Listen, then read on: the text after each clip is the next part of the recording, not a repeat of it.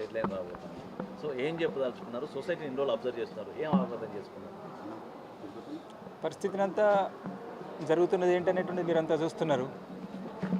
ఏం అంటే మేము చేసిన ప్రయత్నం ఏంటిది, ఆ ప్రయత్న క్రమంలో జరిగినటువంటి నష్టాలు, త్యాగాలు, నష్టాలు, ఆ క్రమంలో మేము తీసుకున్నటువంటి నిర్ణయము, ఆ తర్వాత భవిష్యత్తు గురించి కూడా మేము చెప్తున్నటువంటిది, ఇప్పుడు క్రమంగా జరుగుతున్నటువంటి అన్నీ కూడా మీ ముందు ఉన్నాయి.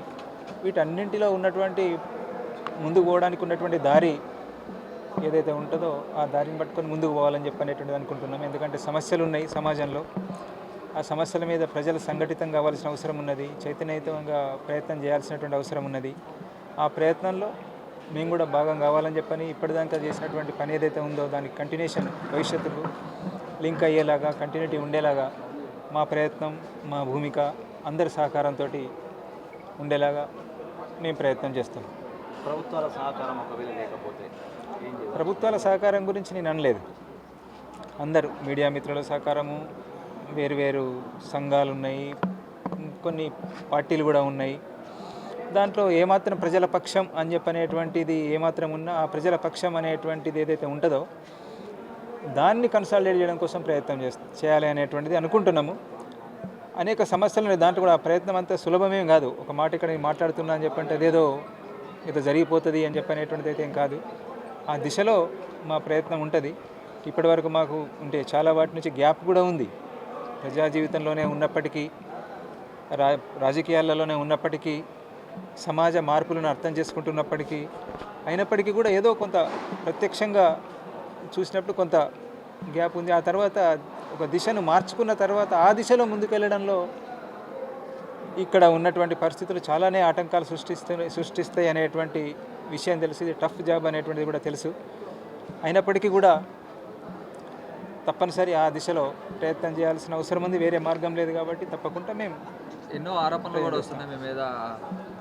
లొంగిపోయారు కానీ ఆ పార్టీలన్నీ కూడా వాళ్ళ దగ్గర నుంచి కూడా కావాలని చెప్పి లొంగిపోయారు. వాళ్ళ పార్టీలన్నీ కూడా వాళ్ళ వెనక ఉన్నాయని చెప్పి కూడా ఏ ఆరోపణలు అని చెప్పినటువంటి అన్నీ కూడా తప్పుడు ఆరోపణలు అనేటువంటి చెప్తున్నాం. మమ్మల్ని విశ్వసించండి. మా ఆచరణను చూసి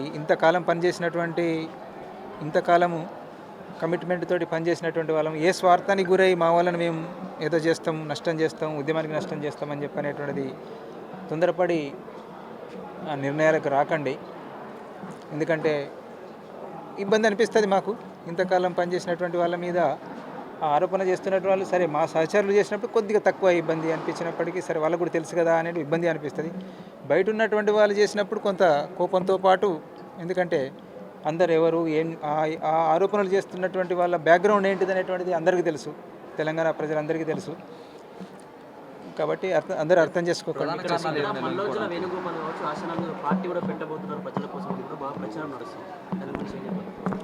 పార్టీ అని చెప్పనేటువంటిది మేము పని చేయాలని చెప్పనేటువంటిది అనుకుంటున్నాము. పని చేయాలని చెప్పి అనుకుంటున్నాము. పని చేస్తున్నప్పుడు ఏదో ఒక నిర్మాణం అవసరం ఉంటుంది, ఏదో ఒక రూపం అవసరం ఉంటుంది. దానికి ఏ రూపం సరి అనేటువంటిది, దాంట్లో ఏ నియమాలు నిబంధనలు పెట్టుకుంటాం మేము అనేటువంటిది అనేక మంది మేము అని చెప్పంటే వచ్చినటువంటి ఒక 10 మందిమో 100 మందిమో 200 మందిమో అనేటువంటి అనడం లేదు. ఆల్రెడీ బయట చాలా ప్రయత్నం చేస్తున్నటువంటి వాళ్ళు, విద్యార్థులు, యువకులు, వేరు కళాకారులు చాలా ప్రయత్నాలు చేస్తున్న వాళ్ళందరి అభిప్రాయాలు తీసుకొని, మీ అభిప్రాయాలు తీసుకొని ఒక సరైనటువంటి దిశను ఇవ్వడం కోసం అయితే ప్రయత్నం చేస్తాం. అది ఏ రూపం ఉంటుంది అని చెప్పనేటువంటి నేను చెప్పడం తొందరపాటు అవుతుంది. ఎందుకంటే నాకు అట్లాంటిది ఏదో ఇమేజ్ అనేటువంటిది అట్లా రూపొందలేదు అనేటువంటిది. మల్లోజు వేణుగోపాల్ కూడా లొంగిపోయినప్పటికీ 6 కోట్ల రూపాయల క్యాష్, అలాగే 6 కేజీల బంగారం కూడా పోలీసులకు అప్పచెప్పడం జరిగింది. ఒకవేళ ప్రజల కోసం పోరాడే వాళ్ళు ప్రజలకు అప్పచెప్పకుండా పోలీసులకు ఎందుకు అప్పచెప్పారని చెప్పి కూడా వార్తలు వస్తున్నాయి. లేదు, పోలీసులకు డబ్బులు అప్పగించింది లేదు. ఒక్క పైసా కూడా డబ్బులు అప్పగించింది లేదు. తప్పు. అది మీకు ఎక్కడో మిస్అండర్స్టాండింగ్. మీకు లేదు, ఏ మీడియాలో కూడా రాలేదు, నేనే చూడలేదు ఇప్పటివరకు. తను పోలీసు వాళ్ళకి అప్పచెప్పినవని చెప్పలే, నాకు అప్పచెప్పినవనేటువంటి చెప్పి 6 కోట్ల క్యాష్ 6 కేజీల బంగారం లేదు, నా పేరు చెప్పింది తప్పించి పోలీసులకు అప్పచెప్పిన అనేటువంటి చెప్పలే. ప్రధాన కారణాలు ఏమున్నాయి లొంగిపోవడం అంటే? ఇప్పుడు ఇంకా లొంగిపోయే వాళ్ళ గురించి కావచ్చు, లేకపోతే ప్రజల గురించి చివరికి ఎవరైనప్పటికీ కూడా అంటే పరిస్థితి అంత అర్థమవుతున్నది. ఈరోజు ఉన్నటువంటి సమాజంలో జరుగుతున్నటువంటి మార్పులు, విప్లవోద్యమం ఎదుర్కొంటున్నటువంటి సమస్యలు, ఇవన్నీ చూసుకున్నప్పుడు మనం ముందుకు వెళ్ళడానికి ఏ చిన్న అవకాశం ఉన్నా దాన్ని ఉపయోగించుకోవడం అనేటువంటిది సరైనటువంటిది. మనం ఏదైతే భావజాలంతో ఉన్నామో ఆ భావజాలాన్ని నుంచి పక్కకు తప్పుకోకుండానే అదే నిజాయితీతోటి, అదే నిబద్ధతతోటి మనకు ఏవైతే ఇస్తున్నటువంటి అవకాశాలు, ఈ స్థితి, ఈరోజున్న పరిస్థితి ఇచ్చేటువంటి అవకాశాలను ఉపయోగించుకొని పనిచేద్దాం అనేటువంటి దాంతో మిగిలినటువంటి వాళ్ళు కూడా బయటికి రావాలని చెప్పనేటువంటిది నేను అప్పీల్ చేస్తున్నా. ఇప్పటికి కూడా పదే నేను వచ్చినప్పటి నుండి అప్పీల్ చేస్తున్నా. ఎన్ని విమర్శలైనా కానీ ఎప్పుడు కూడా నేను అప్పీల్ చేయడానికి మాత్రం వెనక్కి తీసుకోలేదు. ఇప్పుడు కూడా చివరికి కూడా అదే అప్పీల్ చేస్తున్నా. మిగతా వాళ్ళు కూడా వస్తారు. అదే సమయంలో ప్రభుత్వాన్ని కూడా అప్పీల్ చేస్తున్నా. ప్రభుత్వం అంటే ఈ పరిస్థితి ఏర్పడి అందరూ వచ్చేస్తారు, తప్పకుండా వచ్చేస్తారు. 15 రోజులు పెంచుకోవచ్చు, ఏదైనా చేసుకోవచ్చు, కానీ ప్రభుత్వాలు కూడా తొందరపడకుండా ఉంటే అయిపోతుంది. ఇప్పుడు ఎవరో ముఖ్యమైనటువంటి నాయకత్వం పెద్దగా ఏమీ లేదు కాబట్టి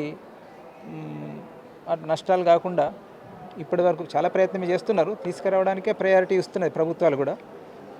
ఏదో రకంగా బయటికి తీసుకొద్దామనే అందరికి మీకు కూడా కనిపిస్తున్నటువంటి ప్రభుత్వాన్ని చూస్తున్నప్పుడు అట్నే ప్రయత్నం చేసి అందరినీ బయటికి తీసుకురావడం కోసం కొద్దిగా ఓపికగా వ్యవహరిస్తే బాగుంటుంది అనేటువంటిది ప్రభుత్వాన్ని కూడా అప్పీల్ చేస్తున్నాయి ఈ సందర్భంగా. చాలా వరకు కూడా జరిగింది.